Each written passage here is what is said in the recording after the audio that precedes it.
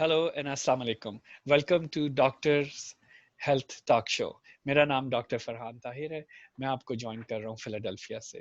Today मेरे साथ मेरे class fellow cardiologist doctor Bakhtiyar Ali join कर रहे हैं अटलांटा से।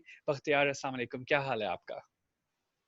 वालेकुम अस्सलाम फरहान, मैं ठीक ठाक हूँ। I just wanted to say I have been enjoying your series. काफ़ी काफ़ी मालूमात मिली मुझे भी, और आई थिंक इट्स बड़ा अच्छा शुरू किया आपने। सो आई एम ग्लैड कि आपने इनवाइट किया मुझे। I know, thank you so much. ये एफर्ट जो है ये एक अकेला इंसान नहीं कर सकता। क्लास फेलोज की और लाइक माइंडेड फिजिशियंस की हेल्प से ही ये पॉसिबल है। और हम लोगों के लिए इससे बेहतर और क्या खुशी हो सकती है कि हम यहाँ पर बैठे हुए अपने पाकिस्तानी अवाम के किसी भी काम आ सकें। So with that, I know आप बिजी हैं, आपकी कैथ लैब है, आपका क्लिनिक चल रहा है, लेकिन आपने अपने कीमती वक्त से ये टाइम निकाल के लोगों को ये बताना है कि हार्ट अटैक क्या होता है। हार्ट अटैक या दिल के दौरे की जो भी अलामात होती हैं, आज हमसे आप वो डिस्कस करेंगे। उसके क्या रिस्क फैक्टर्स हैं या क्या कंडीशंस जो हैं वो प्री डिस्पोज करती हैं या इंक्रीज करती हैं रिस्क को। और तीसरी बात ये है कि क्या क्या ट्रीटमेंट्स हो सकती हैं। सो विद दैट बख्तियार, आप शुरू करें अपनी talk, and we look forward to hearing कि आपसे हमें बहुत यूजफुल इंफॉर्मेशन मिलेगी। Thank you. हाँ जी। सबसे पहले मैं जो डिफाइन करना चाहूँगा कि हार्ट अटैक होता क्या है। जो अमूमन हम पाकिस्तान में ग्रो अप करते हैं, कहते हैं जी हार्ट अटैक हो गया, दिल का दौरा हो गया, तो फलां आदमी को ये हुआ। कि what do we exactly mean, कि हम क्या क्या मतलब क्या। कि दिल के तो बहुत सारी बीमारियां होती हैं। तो मैंने जानबूझ के मैंने फोकस किया कि सिर्फ हम दिल के दौरे या हार्ट अटैक के बारे में बात करें।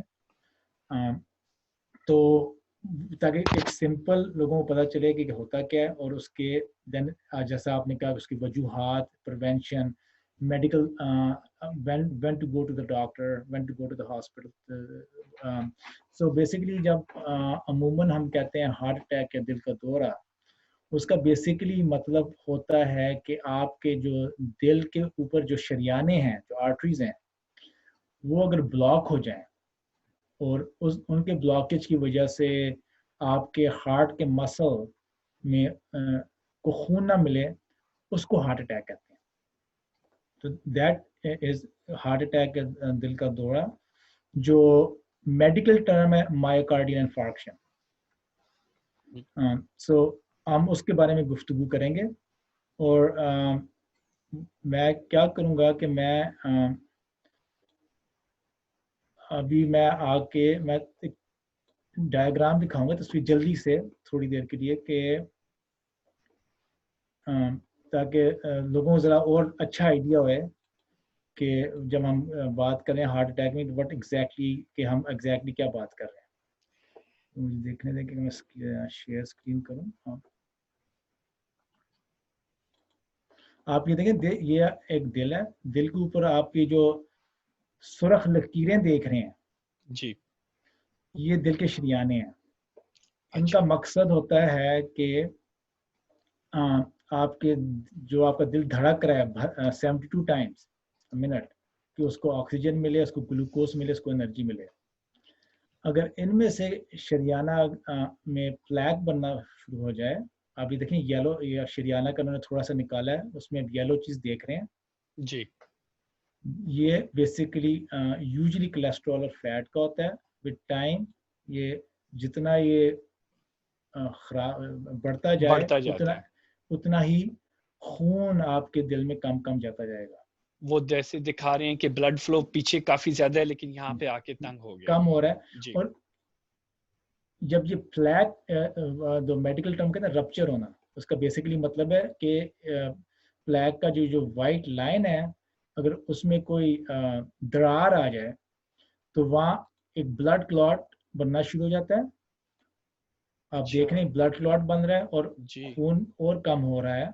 और इवेंचुअली ब्लड, बहुत जो बुरा हार्ट अटैक होता है, उसमें पूरा जो ब्लड क्लॉट है उस पूरे शरियाने को ब्लॉक कर देती है। और आप देखिए, अच्छा, अपने हार्ट की जो उन्होंने तस्वीर बनाई है, उसमें ये ये उन्होंने नीले ये वो डार्क डार्क डार्क सा हो हो गया। गया, डार्क हो गया, ब्लड रुक गया। बिल्कुल। तो ये स्लोली प्रोसेस होता है या ये स्लो भी हो सकता है और फास्ट भी हो सकता है? हाँ, सो ये मैं जी हाँ, सो बेसिकली जब ये ब्लॉक हो जाता है दैट इज हार्ट अटैक और दिल का दौरा। अच्छा, तो ये ठीक है। ठीक और है। आपका जो going back to your question कि जो डिजीज प्रोसेस है, जो आपको शुरू के मैंने जो 2 स्लाइड दिखाए जिसमें जो पीले रंग का कोलेस्ट्रॉल जमा हो रहा था, वो प्रोसेस यूजुअली स्लो होता है ओवर टाइम, कि आपके उम्र बढ़ रही है, आप किस किस्म का खाने खा रहे हैं, आपका ब्लड जो रिस्क फैक्टर्स हैं जिसके बारे में हम मजीद गुफ्तगू करेंगे, उसमें आहिस्ता आहिस्ता बढ़ता जाता है। लेकिन जो हार्ट अटैक एक्चुअली जो होता है उस वो अचानक होता है कि जब वो प्लेक जो आपका उसमें दरार पड़ जाता है, उस चीज में, उस कोलेस्ट्रॉल में जो कोलेस्ट्रॉल उसमें दरार पड़ जाता है और खून आपके उसमें जम जाता है, वो अचानक होता है। तो इसे पूरा ये एक्सपेक्ट एक कंडीशंस हो जाते हैं जो हार्ट अटैक बनाने के लिए। अगर आपके शरियाने बिल्कुल नॉर्मल हैं, आपको अचानक हार्ट अटैक नहीं होएगा। अच्छा, तो आप ये बताएं कि जो अब एज के साथ एक्सपेक्टेड तो है कि कुछ थोड़ा बहुत कोलेस्ट्रॉल डिपॉजिट हमारी ब्लड वेसल्स के अंदर या शरियानों में हो रहा है, तो कोई इसकी वार्निंग साइंस हो सकती हैं कि मुझे हो या मेरे किसी लव वन को अगर ये प्रॉब्लम डेवलप होने वाला है, तो हमें कोई किसी सिम्टम से कोई अलामात हो इस चीज़ की? बिल्कुल, इसके अलामात बिल्कुल हैं। उसका बेसिकली मैंने जब आपसे मैंने आपको अगर डायग्राम आपको याद हो जो मैंने आपको दिखाया, उसमें आप ब्लड क्लॉट बनने से पहले, जी। ब्लड क्लॉट बनने से पहले जब ये जो कोलेस्ट्रॉल डिपॉजिट हो रहा है और आपका शरियाना तंग से तंग हो रहा है और खून कम से कम जा रहा है, तो उस वक्त लोगों को चेस्ट पेन होना शुरू हो जाते हैं, लोगों का यानी कि सीने में दर्द होता है, जब आप चलते हैं लोगों का सांस फूलना जल्दी शुरू हो जाता है, और उसके अलावा लोगों का स्टेमिना कम हो जाता है। कि फॉर एग्जांपल कोई बंदा के जी मैं डॉक्टर साहब मैं तो रोजाना 2 मील चलता था, या मैं आधा घंटा वॉक के लिए जाता था, या मैं रनिंग करता था, मुझसे नहीं होता। मैं एक्सरसाइज करता हूँ, मैं वर्जिश करता हूँ, तो मेरे छाती में दर्द शुरू हो जाता है, मेरा सांस फूलना शुरू होता है।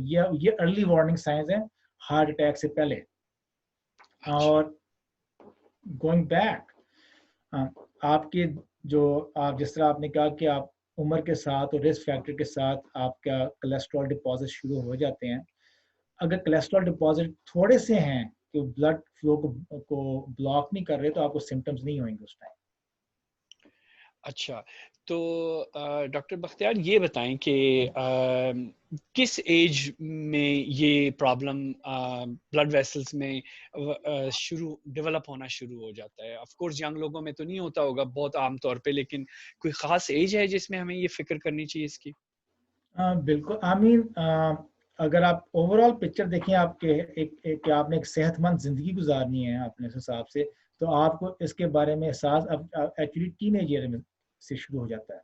स्पेशली जो कोलेस्ट्रॉल डिपॉजिट होने से पहले आपका, फॉर एग्जांपल अगर आप इवन आप यंग भी हैं और आप बहुत सारा खाना खा रहे हैं जिसमें बहुत फैटी फूड खा रहे हैं, जिसको फॉर एग्जांपल मुर्गन ग़िज़ाएं कहते हैं आप, जी। उसमें आप खाएं तो आपको फैट डिपॉजिट्स आपको बड़ी यंग उम्र में शुरू हो जाता है, और आप वो बढ़ते बढ़ते over time many many years ये बढ़ता जाता है। टिपिकली सिम्टम्स जो आपको उठेर उम्री में जो कहते हैं स्टार्ट जी। होता है, स्पेशली मर्दों में। खवातीनों में तकरीबन 10 साल बाद में होता है स्टार्ट, मर्दों के मुकाबले में। और ओल्डर यू गेट, जितना आपकी उम्र बढ़ती जाती है, ये slowly slowly these do get worse. लेकिन आपकी जो प्रिवेंशन है दैट्स हैज स्टार्ट शुरू होना चाहिए जब आप जवान हो। तो कहने का मकसद ये है कि लाइफस्टाइल जो आप शुरू से ही अपना अच्छा रखें। बिल्कुल बिल्कुल, आपने जो मैं अपने मरीजों को बड़ा कॉमनली कहता हूँ कि आप अगर जो आप 20-30 साल की उम्र में जो हरकतें कर रहे हैं, यू पे फॉर इट, आपको उसका कीमत चुकानी पड़ती है जब 50 साल की उम्र में होंगे। हाँ, सही कहा आपने। सो डॉक्टर बख्तियार, थोड़ा सा फोकस दोबारा करते हैं हार्ट अटैक के ऊपर। आमतौर पे जो हार्ट अटैक के सिम्टम्स हैं, अगर आप उनको ज़रा थोड़ा सा एक्सप्लेन कर दें ताकि हमारी रिफ्रेश हो जाए मेमोरीज। बिल्कुल बिल्कुल, इसके लिए मैंने एक्चुअली एक स्लाइड बनाया है, वो मैं दिखाता हूँ।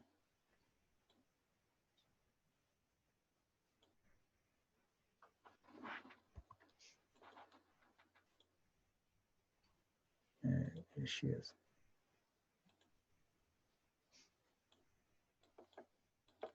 अच्छा अगर ये देखें, ये अंग्रेजी में, लेकिन मैं उर्दू में तर्जुमा कर देता हूँ।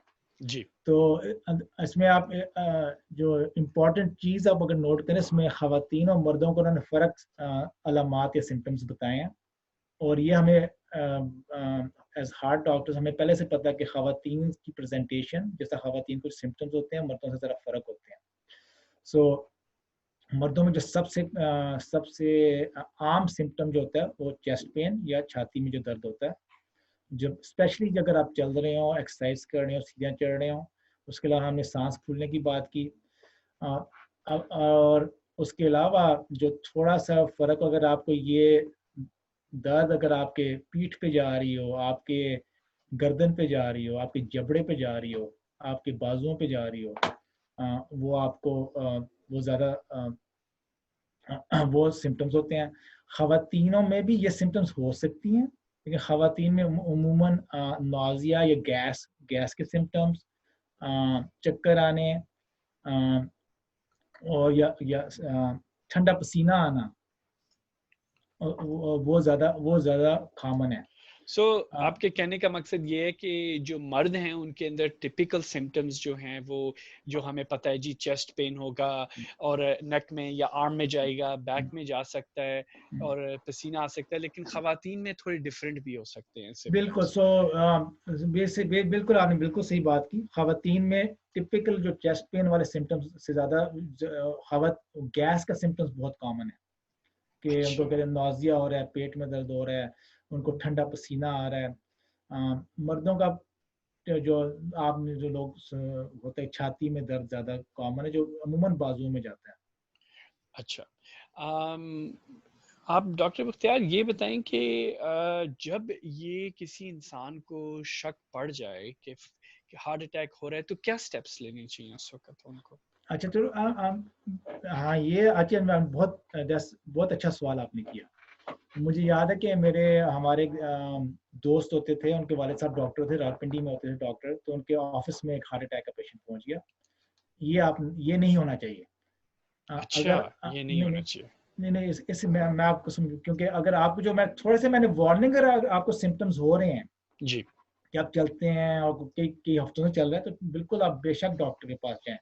लेकिन स्पेसिफिकली जब आपको ख्याल है कि आपको हार्ट अटैक हो रहा है, आप जब किसी आदमी को हार्ट अटैक होता है, उसकी काफ़ी बुरी हालत होती है, कि आपका आपका पेन बहुत ज़्यादा, दर्द बहुत ज़्यादा हो रहा होता है, पसीने छूट रहे होते हैं।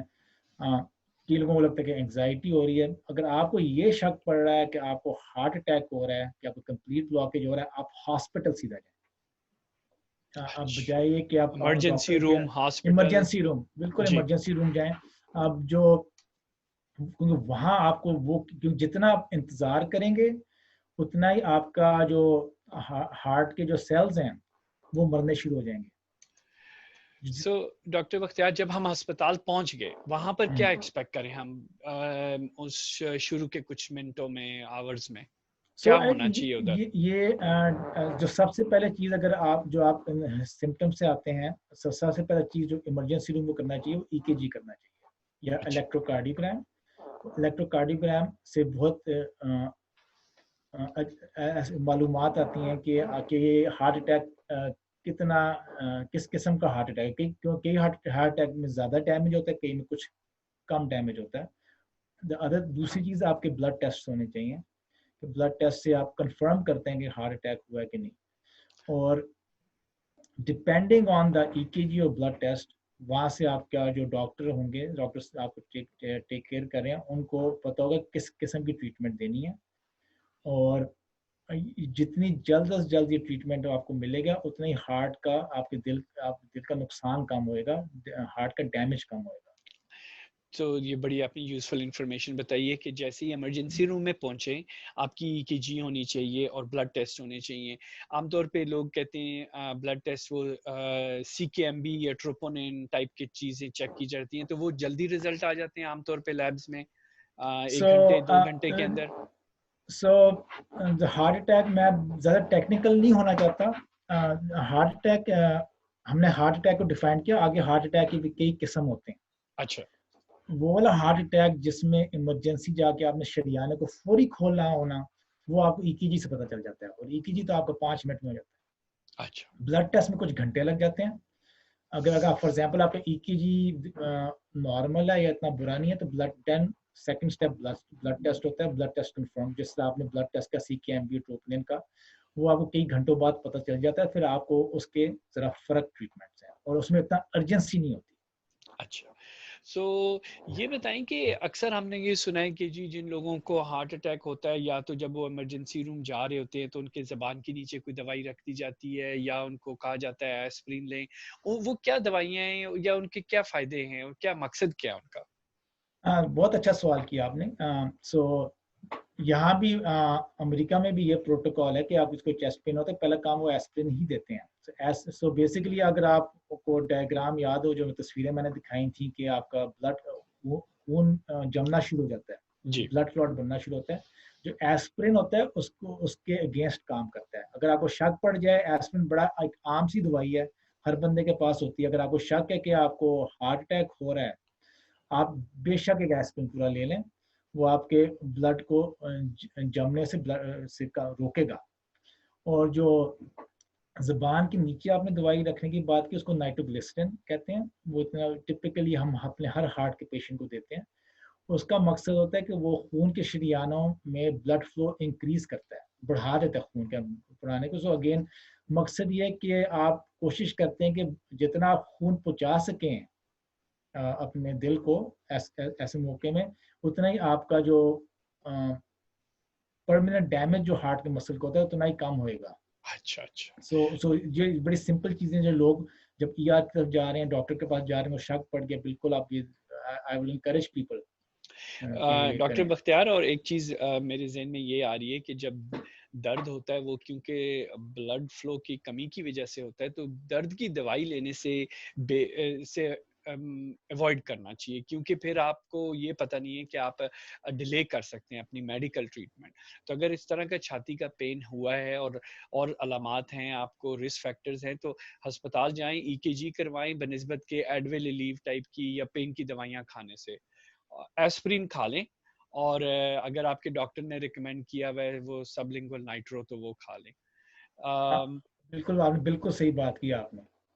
अच्छा अक्सर औकात मेरे एक बहुत करीबी डॉक्टर दोस्त हैं, उनके वालिद साहब आर्मी में थे, वो उनको कोई 24 घंटे मैदे की जलन रही थी और वो अस्पताल नहीं गए और अगले दिन वो लोगों को देखा कि वो अ, वफ़ात पा चुके थे। तो उससे मकसद यही है कि जब अक्सर औकात आपने शुरू में ये बताया कि जो सिम्पटम्स हैं वो हमेशा स्ट्रेट फॉरवर्ड नहीं होते, बल्कि अगर आपको कोई इस तरह की अनकंफर्टेबल परसिस्टेंट और लगातार सिम्पटम चले जा रहे हैं तो उसको चेक करवाना बेहतर है। तो आप ये भी काइंडली अब थोड़ा-सा बताते जाएँ कि कोई रिस्क फैक्टर्स हैं जो हमारे लिए हमारे ऊपर अप्लाई होते हैं हार्ट अटैक के रिस्क को बढ़ता है उससे? बिल्कुल अच्छा, हमने थोड़ा सा टच किया था, और आपने अब जो अपने फ्रेंड के वालिद साहब की जी, आपने बात की, आपने बिल्कुल सही बात की। हम अक्सर देखते हैं कि लोग अपने जो उनको अलामात आ रहे हैं, उसको कहते हैं कि जी वो इग्नोर कर देते हैं, और कई दफ़ा तो वाक़ई में, और आपका दिल का दौरे से तो आपकी यू कैन जी, डाई, जी लोग फौत या हो जाते हैं। वफ़ात हो बिल्कुल सकती आप है। जी, इग्नोर ना करें, और क्योंकि आपको आपको क्योंकि सिम्पटम इतना इंटेंस, इतना सख्त सिम्पटम होता है कि आपको वाक़ई आपको आपको पता होगा कि समथिंग्स रॉन्ग, कुछ कुछ सही नहीं है। जी, जी, और आपने जो जो आपने रिस्क फैक्टर्स या वजूहात, सबसे तो हमने तो पहले बात की, जो जितनी उम्र बढ़ती जाती है, जी। उतना ही आपको that's one of the risk factors. मर्द हजरात को दिल का दौरा खवातीन से ज़्यादा पड़ता है। जो दो सबसे बड़े रिस्क फैक्टर, जो मेरे ख्याल में पाकिस्तान में भी सबसे ज़्यादा है, diabetes and high blood pressure. अच्छा, हाँ, हाई। जिन लोग और तो तीसरा होगा कोलेस्ट्रॉल। सो ये 3। सो जिन लोगों को हाई ब्लड प्रेशर है उनको दिल के दौरा पड़ने का ज्यादा खतरा है। जो ब्लड शुगर जिससे हम कहते हैं ब्लड शुगर हाई होना, वो डायबिटीज का वो हार्ट अटैक का बड़ा रिस्क फैक्टर है। और आपका अगर कोलेस्ट्रॉल अगर आपका ज्यादा है खून में, वही कोलेस्ट्रॉल ही तो आपके जाके शरियाने में जमा होना शुरू हो जाता है और हार्ट अच्छा, वो आपको दिल का दौरा करता है। ये तो है मेडिकल कंडीशंस जी, जो रिस्क फैक्टर्स हैं। जी, उसके अलावा आपका जैसे आपने मेंशन किया लाइफस्टाइल। जी, लाइफस्टाइल बेसिकली आप उर्दू में बात करें इसलिए कि आप जिंदगी आप किस तरह गुजार रहे जी, हैं। अगर आप अनहेल्दी खाने खा रहे हैं, यानी खाने जी। जिसमें जो घी वाले हैं, तले घी हुए है वाले फूड है तले या हुए बहुत खाने, शुगर वाले हैं। एग्जैक्टली जी, एग्जैक्टली जी, वो उस किस्म के खाने खा रहे हैं। और मैं अपने स्पेशली मैं पाकिस्तानी भाइयों बहनों से रिक्वेस्ट करूंगा कि आप ये मैकडोनल्ड्स, कंटकी फ्राइड चिकन, जो पिज्जा हट पाकिस्तान में बने हो, खुदारा ना जाएं आप उधर। जी, यहाँ को आप फरहाना को पता है, यहाँ तो इस बड़ा अनहेल्दी कंसिडर होता है। बिल्कुल आपने हमें सही कहा। और मैं तो कहता हूँ आप हमारे ग्रैंड पेरेंट्स, हमारे नाना नानी दादा दादी जिसके खाने खाते थे, चपातियाँ खाते थे, होल व्हीट का होता था, शुगर बिल्कुल नहीं होता था, दालें खाते थे, वो बहुत हेल्दी खाना है। जी, कभी सही कहा कभार आप आपने। खाएं तो आपको हम we have to go back to हम जब सब्जियां खाते थे और इस तरह के जो खाना प्रोसेस्ड नहीं होता था। बिल्कुल, हर चीज में मैदा चीनी इन्होंने डालना शुरू कर दिया। अब वो आप अगर अगर हम बहसीत पाकिस्तानी अपने कल्चर वाले खाने खाएं, जो हमारे कल्चर में जो खाना है, अ, तो वो वो वो सेल्फ आपके ये चीजें जो diabetes, high blood pressure, cholesterol के लिए बहुत मुफीद आपके लिए काम करेगा। और तीसरा और सबसे एक और इम्पोर्टेंट चीज जो स्पेशली खवातीन पाकिस्तान में मुझे कहते हैं उनको इनकरेज नहीं किया जाता एक्सरसाइज करने के लिए। बिल्कुल, हम कहते हैं कि अगर आप कम अज कम, और हमने फॉलेज वाले में जो आपने जो किया था उसमें भी यही रिकमेंडेशन थी कि रिस्क फैक्टर, फॉलेज का रिस्क फैक्टर और दिल के रोले के रिस्क फैक्टर्स एक जैसी हैं। कम अज कम आधा घंटा, 40 मिनट हफ्ते में 5 दिन वॉक करने जाएं, एक्सरसाइज करें। जितना आप चलेंगे उतना ही आपका जो रिस्क है, जो चांस है आपका दिल का दौरा पड़ने का, उतना ही कम होएगा। और ये सारी जिंदगी की चीजें हैं हेल्दी लाइफस्टाइल। ये नहीं कि आपने 1 महीना कर लिया छोड़ दिया। आपने शुरू से ही आदत बनानी है कि आपने हेल्दी खाना खाना है, आपने लाइट वर्जिश करनी है। और ये साथ साथ आपका जब आप उम्र बढ़ेगी आपका रिस्क कम होएगा। सो डॉक्टर बख्तियार आपने जो बातें बहुत अच्छी बताई, मैं इसको समराइज करता हूँ ताकि हमारे व्यूअर्स को एक बार और चांस मिल जाए ये सुनने का। आपने ये कहा है कि जो प्रोसेस फूड है, फ्राइड फूड है, वेस्टर्न स्टाइल डाइट है, वो हमारे लिए हमेशा बेहतर नहीं होती। हालांकि हम समझते हैं कि जी वेस्टर्न वर्ल्ड से जो भी चीज़ आ रही है, फूड आ रही है, वो हमारे लिए अच्छी है, वो नहीं अच्छी है, उसको अवॉइड करें। आपने ये भी कहा है कि वेस्टर्न वर्ल्ड में, अमेरिका में जब अब अवेयरनेस आ रही है हेल्थ के बारे में, हार्ट डिजीज और डायबिटीज के बारे में या ओबेसिटी के बारे में, अब यहाँ पे लोग अच्छा नहीं समझते इन फूड्स को खाना। और मे बी इस वजह से ये अब ईस्टर्न वर्ल्ड के अंदर बढ़ती जा रही है उनकी मार्केट, क्योंकि यहाँ पर उनकी मार्केट कम हो रही है। दूसरी बात आपने ये बहुत अच्छी की है कि go back to your roots, जो हमारा ओरिजिनल खाना है जिसके अंदर होल व्हीट है, सब्जी है, और ज्यादा दालें हैं, वो हमारे लिए बेहतर है बनस्बत कि हम हर खाने में गोश्त खाएं। फिर आपने थोड़ा सा ये मेंशन किया है कि जी और मेरी भी ऑब्जर्वेशन है कि कई फूड जो पैकेज फूड है उसको लो फैट करके उसके अंदर शुगर बहुत डाल देते हैं, और उससे वो लोगों को कहते हैं जी वो खाओ, ये लो फैट है। वो लो फैट के चक्कर में लोग एक्सेसिव शुगर खा रहे हैं जो फ्रक्टोज जा रही है बॉडी में, और उससे भी उनकी ब्लड वेसल्स क्लोज होती हैं। और आपने ये बताया कि खवातीन हमारे माशरे में समहाउ माशरे की एक वो बन गया है, कल्चर बन गया है कि जी खवातीन को एक्सरसाइज की ज़रूरत नहीं है या उन्होंने नहीं करनी, लेकिन उनके लिए भी हेल्दी लाइफस्टाइल बहुत ज़रूरी है। क्योंकि आपने जैसे बताया कि ये हार्ट डिजीज़ मर्दों औरतों दोनों में होती है, और औरतों में कई बार अननोटिस्ड चली जाती है। आपने अ, बिल्कुल सही बात की आपने, और आपने बहुत अच्छा पॉइंट किया कि ये लो फैट करके चीनी डाल देते हैं खाना। ये मैं अपने पेशेंट्स को यहाँ हमेशा कहता हूँ कि फॉर के नेचुरल या फिर चीज़ें खाएं, जी, मैं तो बिल्कुल। कहता हूँ अगर आप और ये जो आपने जो खाना प्रोसेस किया हुआ है वो ना खाएं, और क्योंकि हर चीज में चीनी डालते हैं, वो आप तो डायबिटीज हो जाता है, आप डायबिटीज से आगे आपका हार्ट डिजीज हो जाएगा। बिल्कुल, अक्सर लोगों को आप ये समझ नहीं आती जो आपने ये एलैबोरेट किया आज के डायबिटीज़ से हार्ट डिज़ीज़ होती है, वो समझते हैं ये 2 डिफरेंट डिज़ीज़ेज़ हैं। हाँ जी, हाँ, ये बिल्कुल ये सारे रिलेटेड हैं। जी। और आपने बिल्कुल सही बात की है इसके बारे में। आई थिंक बड़ा बड़ा इम्पोर्टेंट पॉइंट था।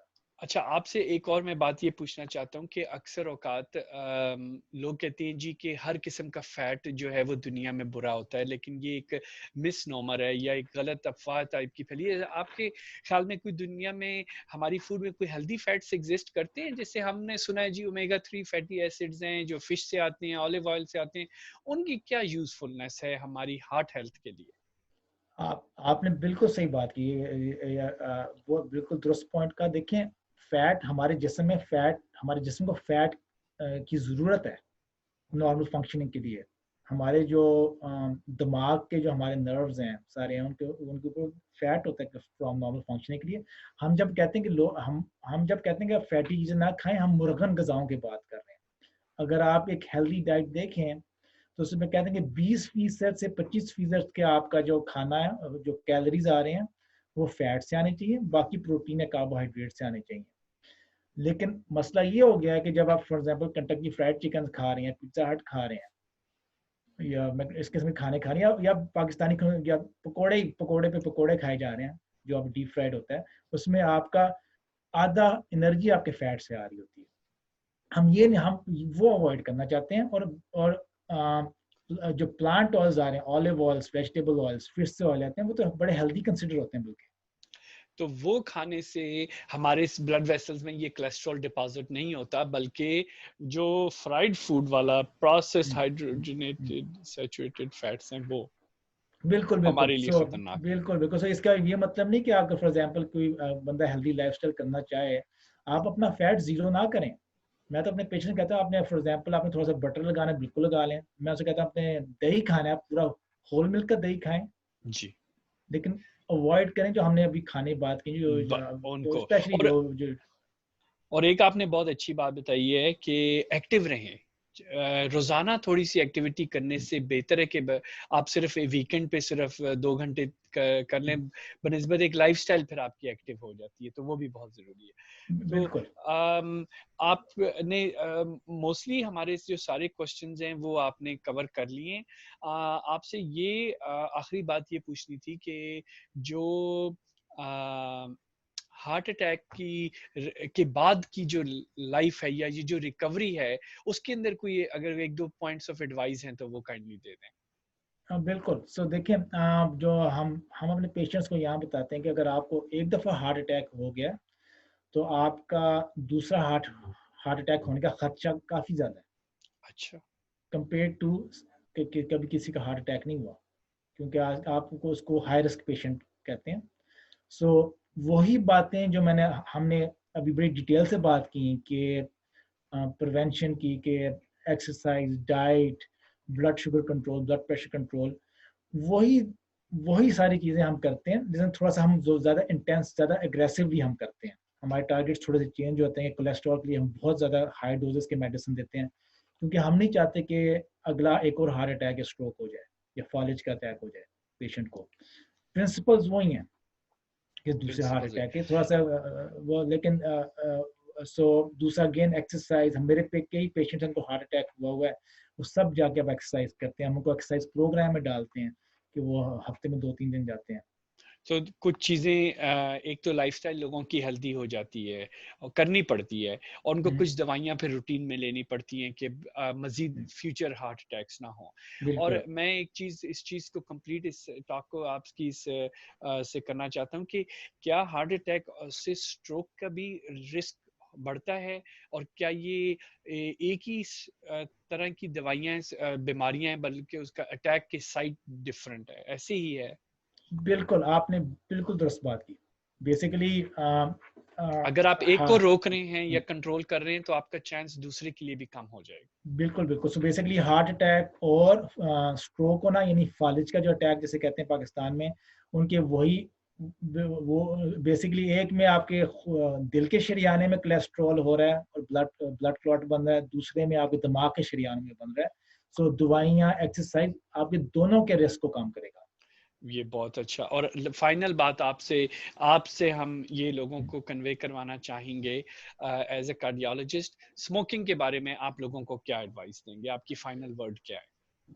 देखें, अगर मैं कल्चरल बात करूंगा, आप पाकिस्तान के लोगों को समझना चाहिए कि देखें जी, यूरोपियंस अमेरिकन ने सिगरेट पीना बंद कर दिया, यहाँ बहुत कम हो गया, और जाके अपना सारा वही सिगरेट आपको पाकिस्तानियों को बेच रहे हैं। जी, मैं दिल से बात कर रहा हूँ, कुछ लोग शायद बुरा माने, अक्ल के नाखून लें, जी। आप क्यों दूसरों का जहर खा रहे हैं?